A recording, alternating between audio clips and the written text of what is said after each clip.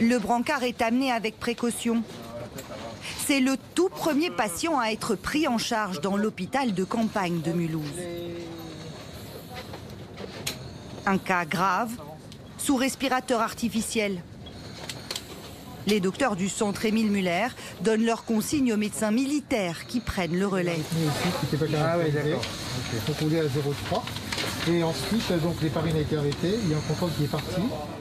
Une unité de soins hors norme, construite en 3 jours seulement.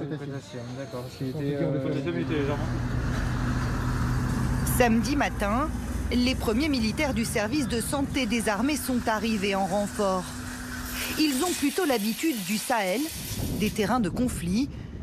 C'est sur un parking que cette fois ils vont monter leur hôpital de campagne. Pourquoi le parking et pas un bâtiment déjà en dur? Parce qu'on voulait être en proximité de l'hôpital, parce que la phase des transferts de patients, c'est des phases critiques où ils sont hors des unités de soins, dans des camions, dans des véhicules, et qu'il faut qu'elles soient les plus courtes possibles pour ces patients défaillants respiratoires, et aussi pour pouvoir s'appuyer sur l'infrastructure hospitalière, surtout pour les moyens d'imagerie, de biologie. Ici, ils s'apprêtent à prendre en charge une trentaine de patients simultanément. 2 par lit et dans toutes les travées. Des malades du Covid-19, en phase d'amélioration, mais nécessitant toujours une assistance respiratoire. Et on les traitera jusqu'à ce qu'on puisse les sevrer de leurs appareils respiratoires et les retransférer dans un service de soins classique avant leur sortie de l'hôpital. En à peine 72 heures, cet hôpital sous tente a vu le jour. Un exploit pour ces militaires qui ont dû tout repenser, repartir de zéro pour s'adapter à la pathologie du Covid-19. Habituellement, on déploie des structures en opération pour des blessés de guerre, des blessés chirurgicaux, donc avec des blocs opératoires sous des tentes, avec des réanimations plutôt adaptées à des blessés chirurgicaux et des gens qu'on ne va pas garder très longtemps, qu'on va évacuer rapidement vers la France. Le service santé, c'est en moyenne 24 heures. Un militaire français blessé sur l'opération Barkhane, il est à Paris dans un hôpital. Là, c'est des gens qu'on va garder plusieurs semaines dans la structure. Donc en tout point, c'est exceptionnel pour nous. Cet hôpital, inédit, voici comment il s'organise.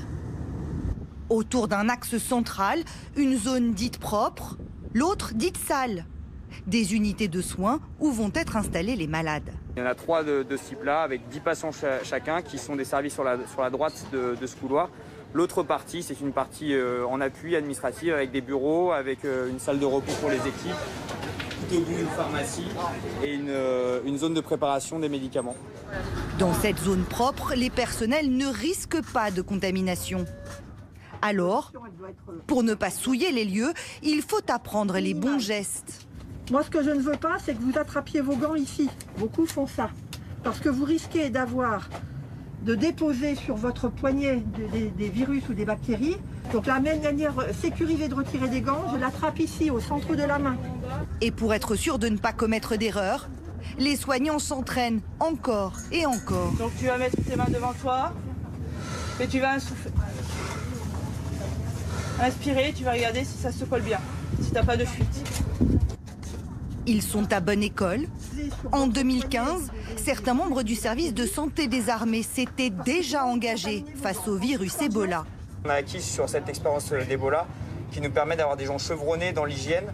On a 2 infirmières hygiénistes qui sont ici avec nous pour mettre en place toutes les procédures de protection, habillage, déshabillage du personnel pour pouvoir le protéger dans les meilleures conditions. Tout le monde peut le voir. Le respi entre les jambes et... Rien n'est laissé au hasard. On est parti. L'hôpital, monté sous tente, est hautement inflammable. Avant d'accueillir les premiers patients, les militaires font un exercice d'évacuation incendie. Il permettra de révéler de potentiels dysfonctionnements. Les roulettes de ce lit viennent de se briser sur un dos d'âne. Il faudra porter le faux patient à la force des bras. Une situation inacceptable dans des conditions réelles. Les militaires viennent donc visser au sol une plaque de tôle pour faciliter les déplacements. Mais cet hôpital de campagne ne sera pas suffisant pour faire face à la crise. Dans le même temps, l'armée va continuer à transférer des patients de l'hôpital ailleurs en France vers d'autres centres de soins moins sous tension.